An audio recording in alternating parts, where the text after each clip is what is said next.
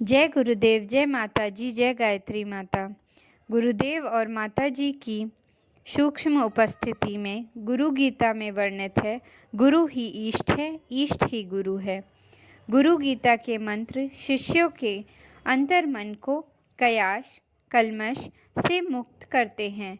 इनमें भक्ति की धारा बहाकर सद्गुरु की भाव चेतना से जुड़ते हैं।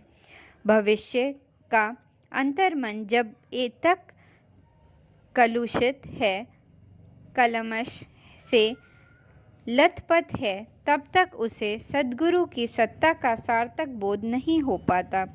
यहाँ तक कि लौकिक सांसारिक दृष्टि से उनके पास रहकर भी आध्यात्मिक दृष्टि से वह उनसे कोसों दूर रहता है। देह की दृष्टि से भले ही वह गुरुदेव से कितना भी नज़दीक रहे, पर आत्मा की दृष्टि से उनसे अपरिचित बना रहता है। यह अपरिचित के परिचित में बदले परिचित प्रगाढ़ता में परिवर्तित हो और प्रगाढ़ता भावनाओं में बदले। इसके लिए गुरु गीता के मंत्रों की साधना सर्वोत्तम उपाय है। शिष्यों के मन में मैल को धोने वाली गुरु गीता के पूर्व मंत्र में चेताया गया है कि देवी, यक्ष, किन्नर, गंधर्व कोई भी गुरु से विमुख होने पर किसी को मोक्ष नहीं मिलता।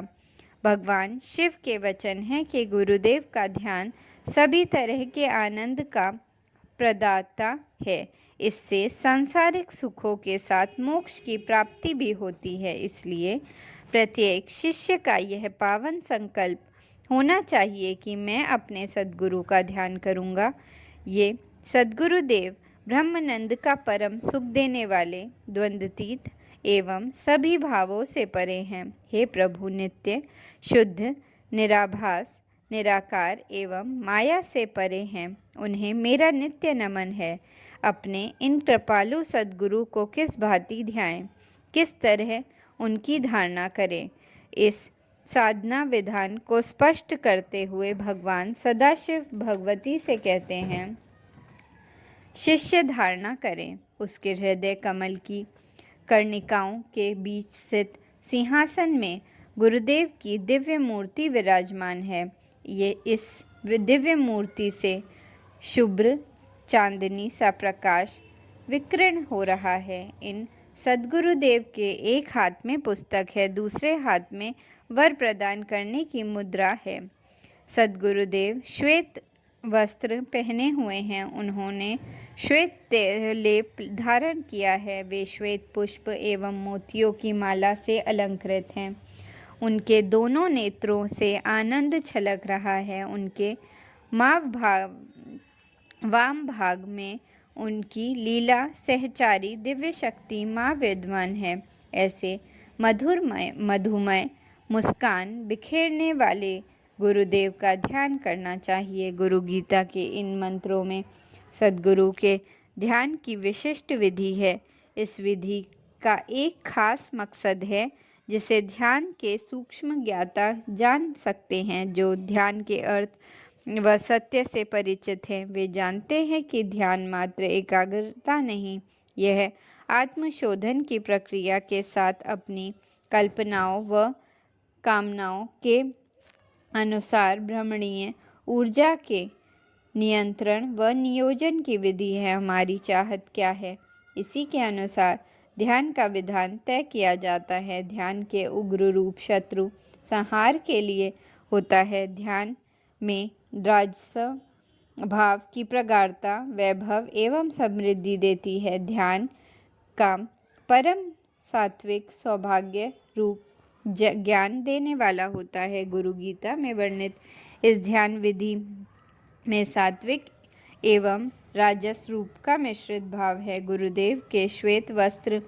सात्विक भाव को प्रगाढ़ करते हैं, किंतु उनका मोतियों की माला एवं पुष्प से अलंकृत स्वरूप राजस भाव की वृद्धि करता है। इन दोनों भावों के मिश्रण से ध्यान का यह स्वरूप ज्ञान व मोक्ष देने के साथ लौकिक और सांसारिक ऐश्वर्य को भी देने वाला है। बंगाल में एक संत हुए, अवधूत तारानाथ। इन्होंने ध्यान की अलग अलग तकनीकी विकास किया है। अवधूत तारानाथ महान योगी होने के साथ साथ उच्च कोटि के संत भी थे। उन्होंने तंत्र एवं योग के मिश्रण से ध्यान साधना पर गंभीर अन्वेषण किए। उनका कहना था कि एक देवता के सैकड़ों मंत्र होते हैं। कामना, कल्पना एवं संकल्प की दृष्टि से प्रत्येक मंत्र देवता के स्वरूप एक भिन्न आयाम को परिभाषित करता है। इनमें से साधक अपनी साधना के लिए जिस भी मंत्र का चयन करता है, उस मंत्र की प्रकृति के अनुरूप उसमें योग के ऐश्वर्य का विकास होता है। ध्यान के संबंध में भी यही यथार्थ है। एक ही देवता के विविध ध्यान होते हैं जो साधक की अलग अलग भावनाओं एवं विचारों को मूर्त करते हैं। अवधूत तारानाथ सभी तरह की ध्यान प्रक्रिया में गुरु ध्यान को विशेष महत्ता देते थे। उनका कहना था कि गुरुदेव सर्वदेव देवीमय हैं। उनके ध्यान से सभी का ध्यान हो जाता है। साधक के जीवन में सारे सुफल आ जाते हैं। उन्होंने स्वयं अपनी साधना इसी विधि से संपन्न की। उनका जन्म बंगाल के एक गांव में हुआ था। जन्म के थोड़े दिनों में ही उनके माता पिता का देहांत हो गया। अनाथ बालक बेचारा क्या करता, इधर उधर भटकने लगा। तभी उनकी भेंटें माँ तारा के परम भक्त वामाखेपा से हुई। वामाखेपा की चेतना सदा माँ में लीन रहती थी। उनकी दृष्टि जब इस बालक पर पड़ी तो उन्होंने इसे माँ की शरण में जाने की सलाह दी, पर इस अनाथ बालक को अपना सब कुछ इनमें ही नजर आया। उन्होंने बड़े ही सरल भाव से कहा, बाबा, आपके लिए सब कुछ माँ है, पर मेरे लिए सब कुछ आप हैं। मैं आपकी ही शरण में आऊँगा।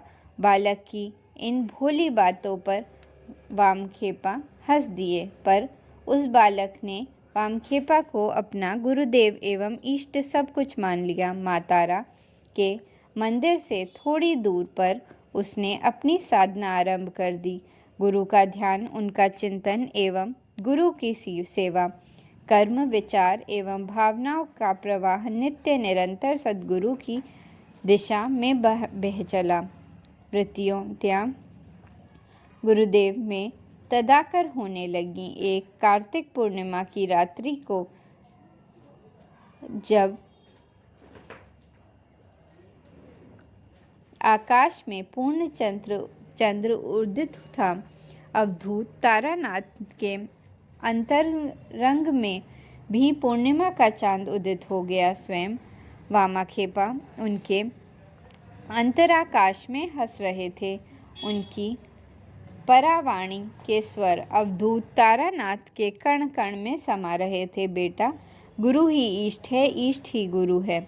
गुरु के ध्यान से सब कुछ मिल जाता है, यही सच है। सद्गुरु की यह कृपा अवधूत तारानाथ के जीवन में घनीभूत हो गई। उन्हें अपनी गुरु भक्ति से साधना जीवन का सार मिल गया। जय गुरुदेव।